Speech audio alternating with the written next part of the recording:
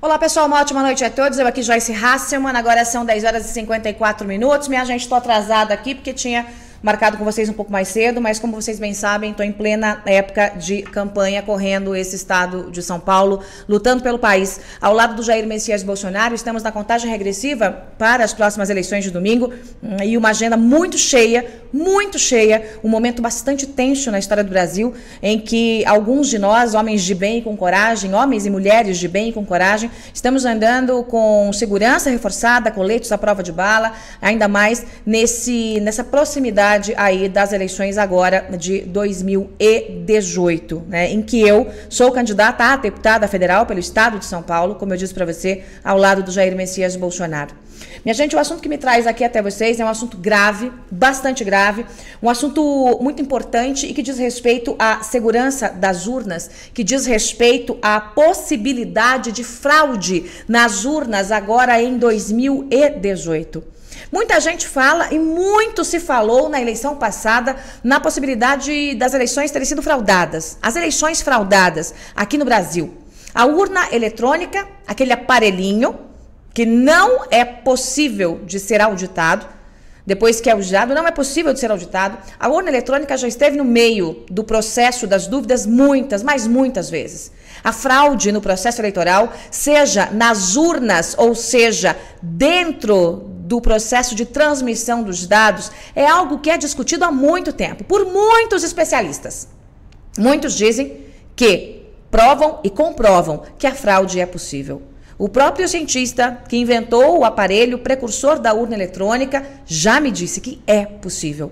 Mas muitos são os cientistas da vez, aliados muitas vezes ao TSE e a partidos, que dizem não, a lisura das eleições está garantida, não há possibilidade de fraude. Não mesmo. Para colocar um ponto final nessas dúvidas, eu iniciei uma busca nesse processo. Não uma busca para ouvir mais cientistas. Não uma busca para ouvir gente que de um lado diz que pode e do outro diz que não pode. Mas uma busca para chegar àqueles que podem fraudar e que já fraudaram as eleições no Brasil. Tanto eleições estaduais quanto a eleição nacional. Eu cheguei ao nome, sobrenome, endereço, família, história, histórico do hacker que fraudou pelo menos 3 eleições no Brasil, incluindo uma eleição nacional. Eu vou repetir. Eu cheguei ao hacker 01. Aliás, ele já foi considerado o hacker número 1 do mundo. Ao hacker que fraudou, segundo ele mesmo, o processo eleitoral no Brasil. E ele dá nomes e sobrenomes num relato que você vai ouvir daqui a pouco. De quem estaria por trás de tudo isso, de quem bancou a conta, claro que com o nosso dinheiro. Eu vou te dar alguns dados antes de colocar essa gravação no ar, que você vai ouvir, e você vai entender como é que funciona o processo. Antes de mais nada, eu já aviso aos desavisados que tais informações não estão só em minhas mãos. Claro, eu não sou idiota e nem vou me transformar em arquivo vivo. Tais informações, assim como aquelas que eu já havia passado para vocês, das negociatas dos 600 milhões, estão em mãos de outras pessoas mais capazes, mais protegidas do que eu no processo de investigação. Então, um aviso aos desavisados. Não adianta ameaçar, não adianta vir para cima, não adianta querer me transformar em arquivo, porque mais gente sabe. E aqui eu lanço um desafio às autoridades. Querem o nome completo? O sobrenome? Querem trazer para o país? Porque nesse momento ele não está no país. Querem trazer para o país? Querem investigar? Ou querem que eu investigue? Assim que eleita deputada federal pelo estado de São Paulo. Uma CPI de verdade. Para botar gente de verdade na cadeia. Gente grande, peixe grande de verdade. Quem é o hacker que cometeu fraudes tanto nas urnas quanto no processo de transmissão dos dados no servidor do TSE, segundo a fonte que você vai ouvir daqui a pouco? O hacker considerado o número 1 do mundo, é um brasileiro que fez uma grande fortuna cometendo crimes contra o sistema financeiro, invadindo bancos e depois acabou migrando para esse negócio que é tão ou mais vantajoso que a invasão de milhões de contas bancárias, que foi o que ele já fez. Ele já foi preso, tem passagem pela polícia mais de uma vez. A prisão que levou esse hacker para a cadeia foi porque ele causou um desfalque milionário. Coloca milhão em cima de milhão. Dinheiro tirado de contas bancárias sem que ninguém percebesse. Um pouquinho de cada uma, até cometer um desfalque milionário. Coloque aí vários prêmios de loteria, de Mega Sena acumulados. Este homem, com estreitas ligações com governos antigos do Rio de Janeiro e do Rio Grande do Sul, com estreitas ligações com Dilma, Lula e com integrantes do STF, segundo a fonte que você vai ouvir, tinha portas abertas e muito, mas muito poder. O negócio desse homem, que eu repito, tem o nome e sobrenome, paradeiro da família, onde se hospedou nas últimas vezes, por onde passou, com quem conversou e quanto tinha dentro de uma mala de academia da marca Nike em dólares. Essas informações todas estão em minhas mãos. Esse homem que saiu lá da classe média e virou um grandíssimo de um milionário, que foi sequestrado muitas vezes, por bandidos travestidos de policiais, não pelos policiais de verdade, policiais corruptos, alguns descobrindo parte dos esquemas, sequestravam e ele se liberava pagando o resgate. Virou um alvo como a galinha dos ovos de ouro do crime. Esse homem tem 2 coberturas na Zona Oeste, aqui de São Paulo. Esse homem tem algumas empresas para lavar o dinheiro, para esquentar o dinheiro. E tradicionalmente, quando anda pelo Brasil,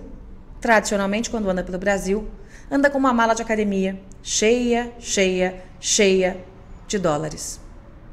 Os negócios fechados, segundo a fonte que você vai ouvir, os negócios fechados envolvendo fraude de urnas e fraude nos sistemas, são feitos em Portugal, não no Brasil.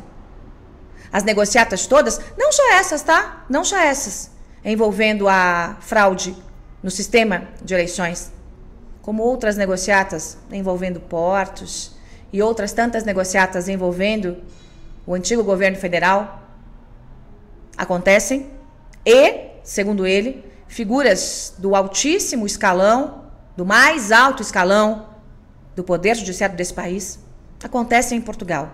É um brasileiro que se esconde lá para fazer as negociatas.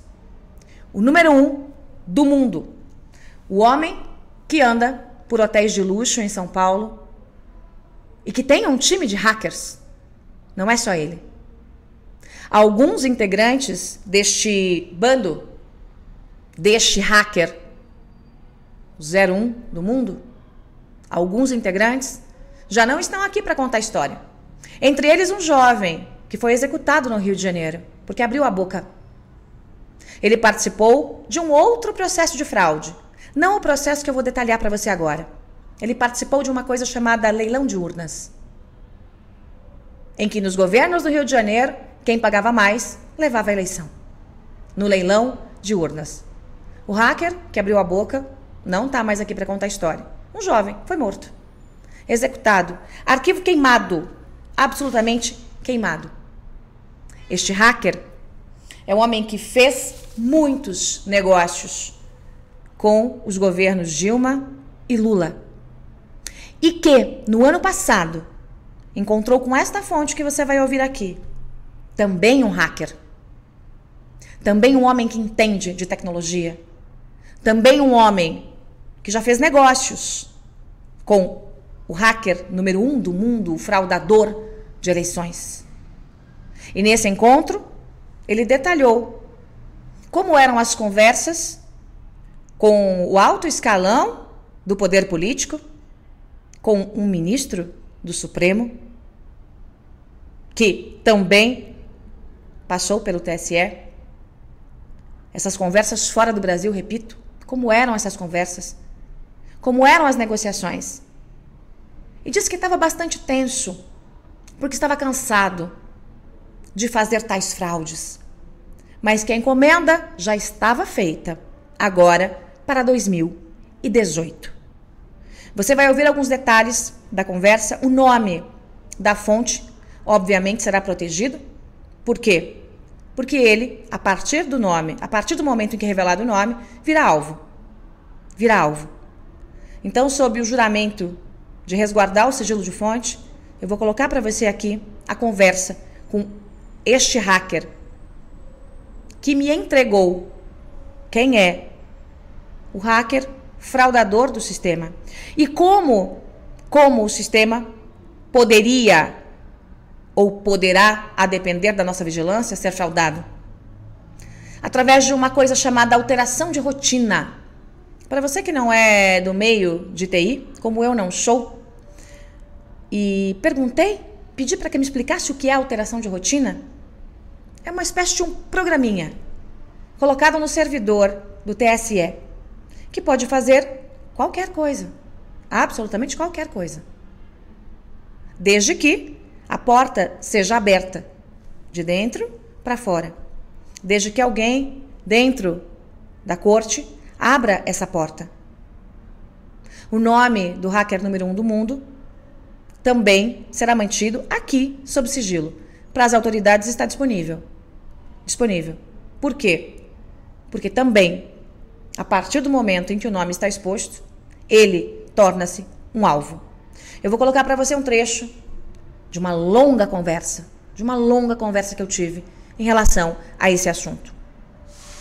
Preste atenção nos detalhes que ele conta em relação ao processo, como a fraude pode ser feita, qual é a vulnerabilidade, o que o hacker que garante que fez a fraude fez, com quem ele conversou, qual seria o esquema para essa eleição.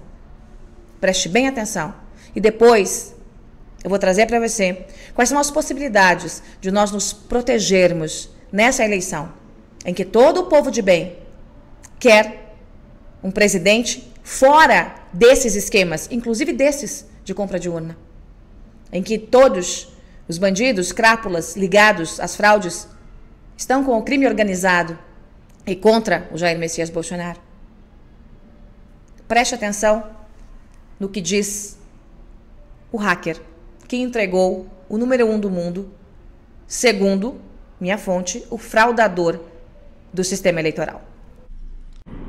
Em 2017, tive uma reunião com essa pessoa para tratar de um assunto comercial, de uma venda de um empreendimento, procurando investidores, que ele fazia uma fraude bancária, que tinha sido preso em outro tempo, 2005, e depois conheceu, com o passar do tempo, ele conheceu um pessoal do PT, conheceu o pessoal do Lula, da Dilma, o próprio, uma pessoa do STF, lá que é o ministro.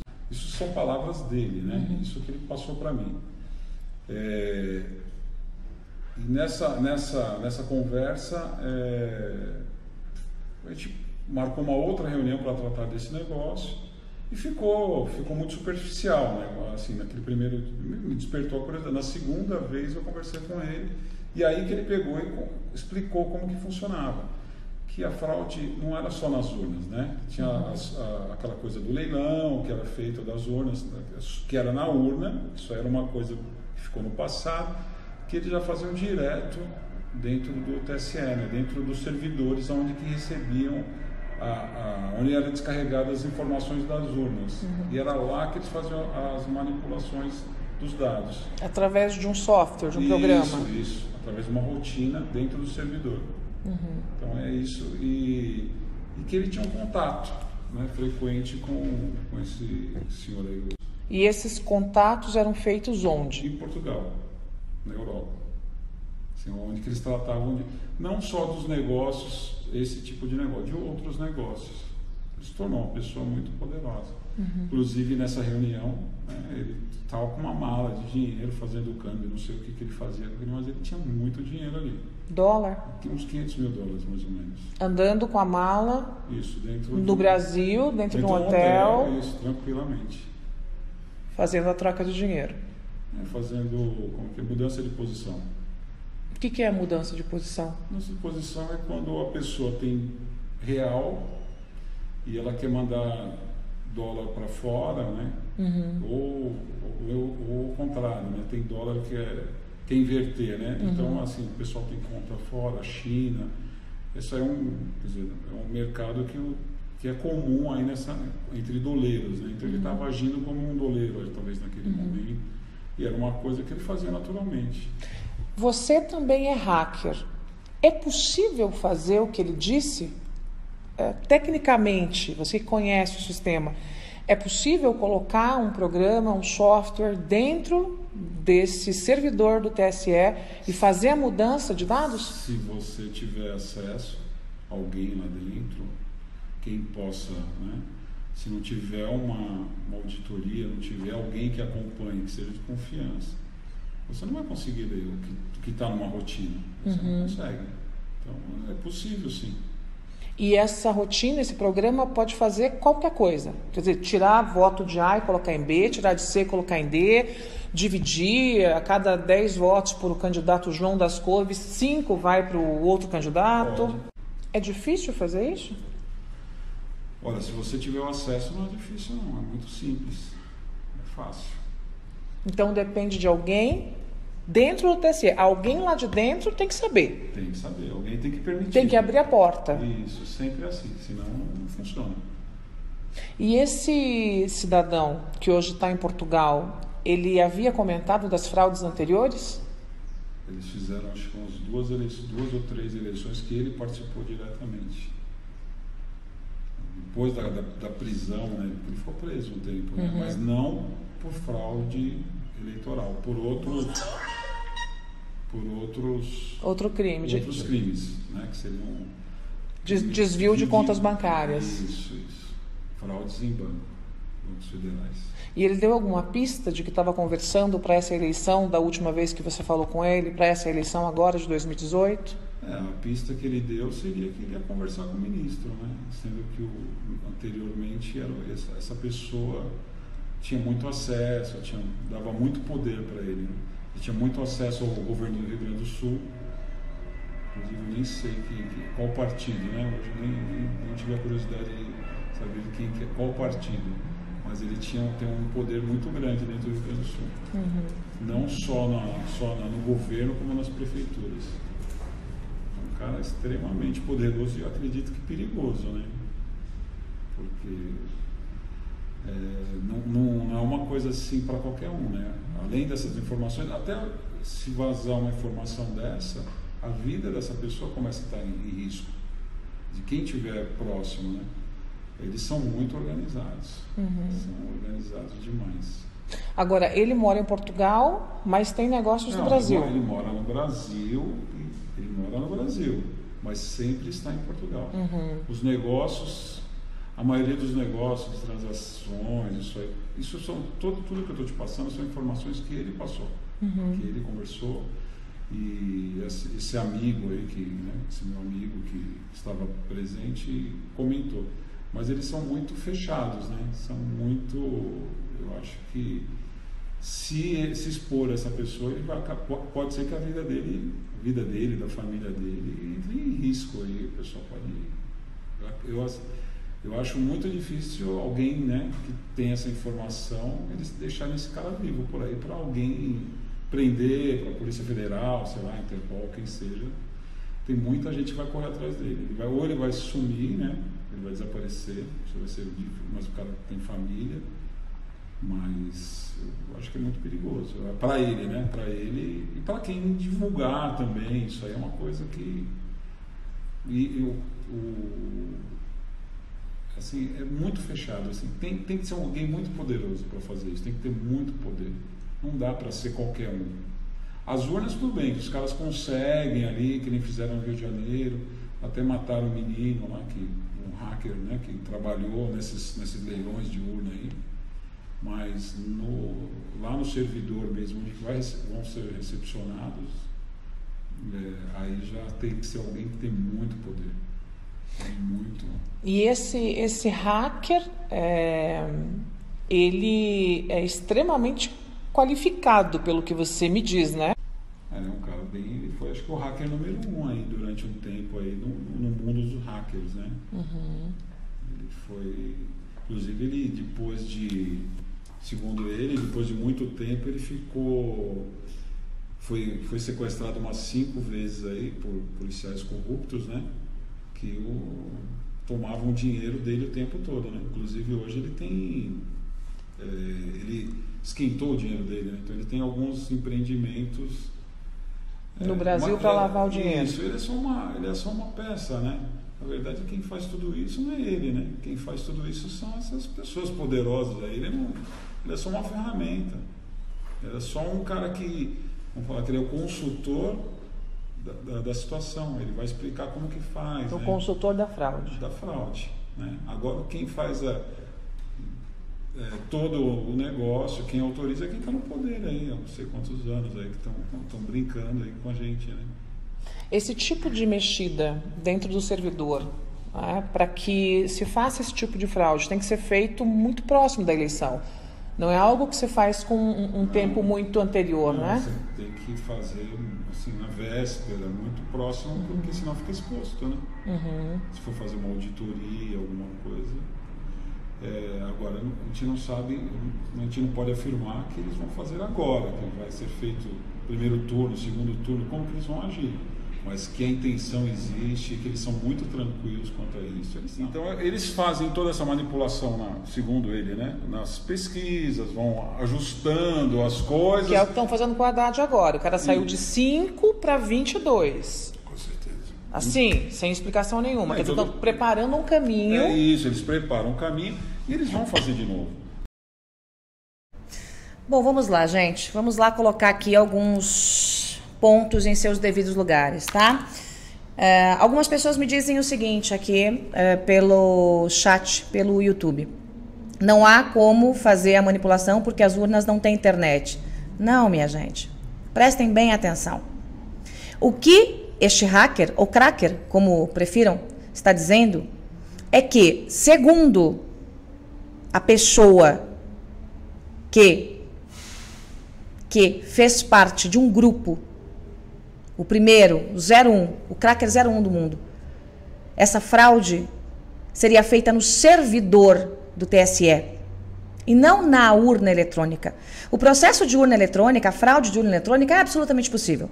Só que aí os softwares já teriam que sair, as urnas já sairiam com o software mexido e, portanto, não teria mais o que fazer.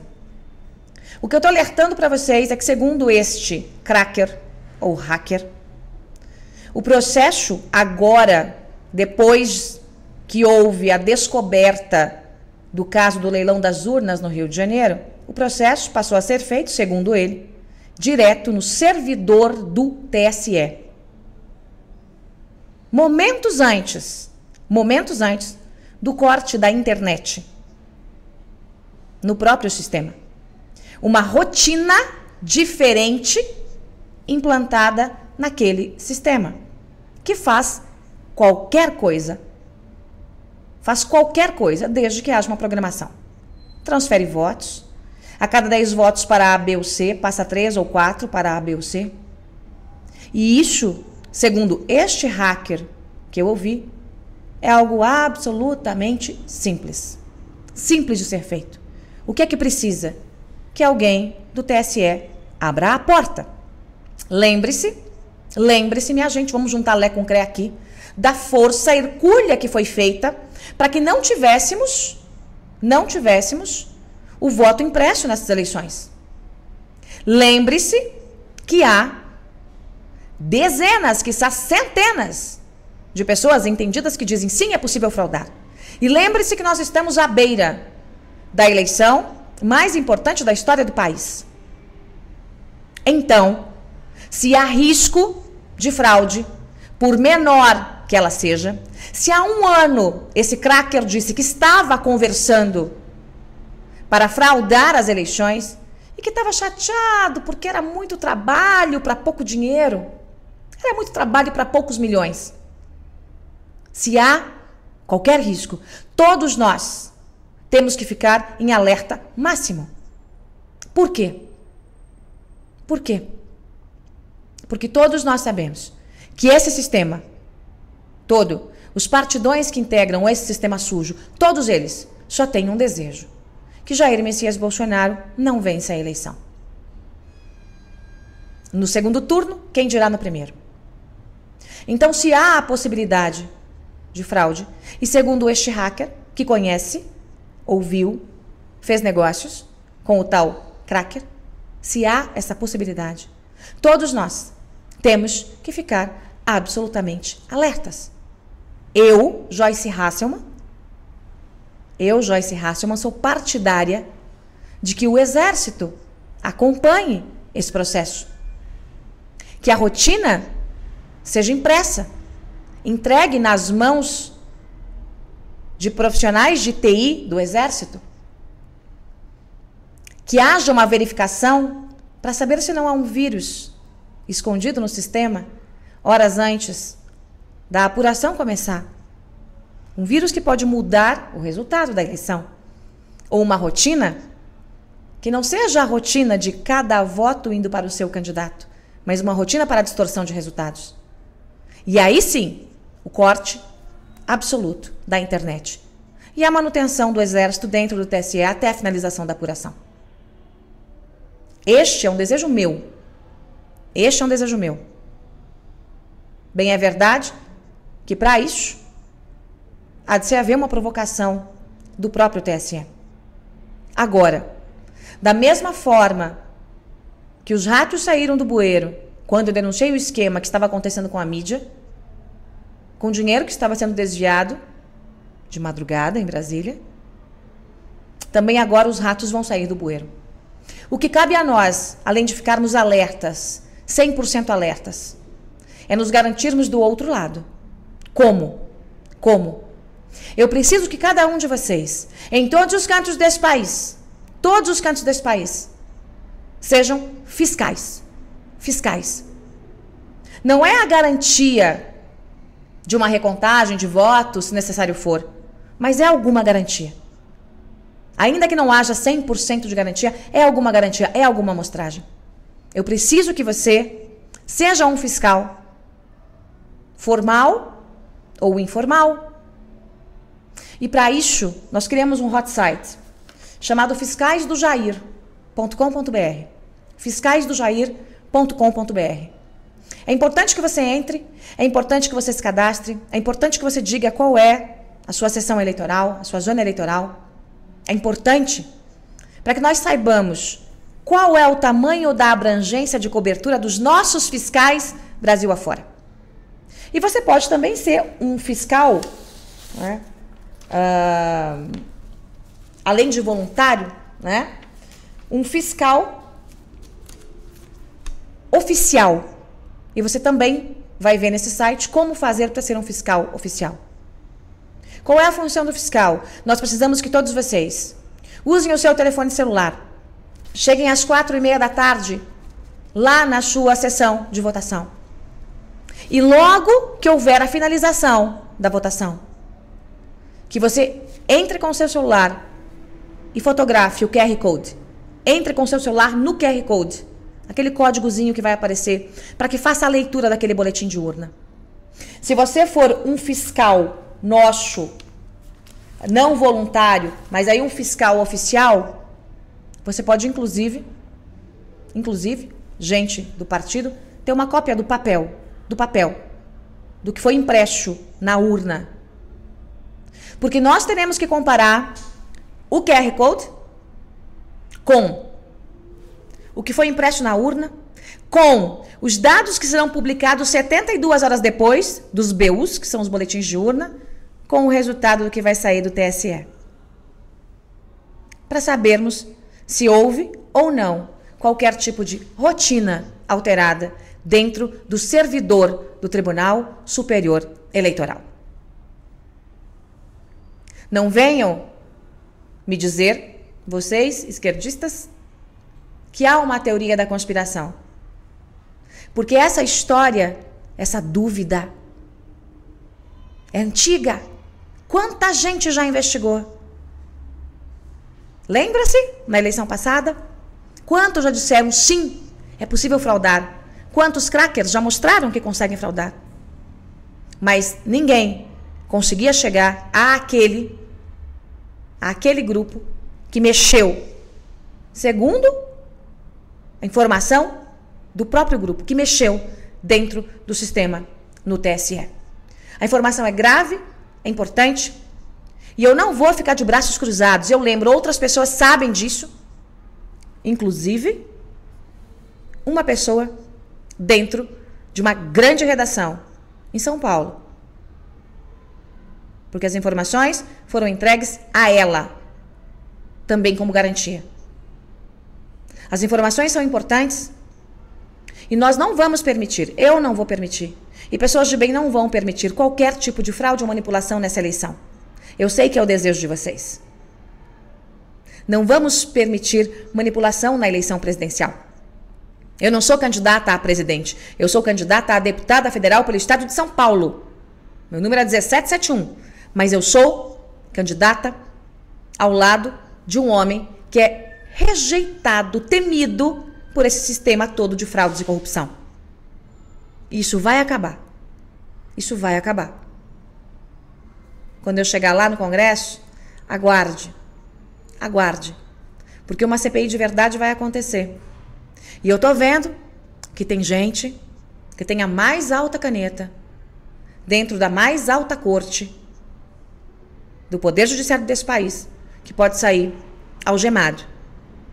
Pode sair algemado de dentro da corte maior do nosso país. A informação é gravíssima. Portanto, todos nós temos que ficar em alerta máximo a partir de agora. Em alerta máximo.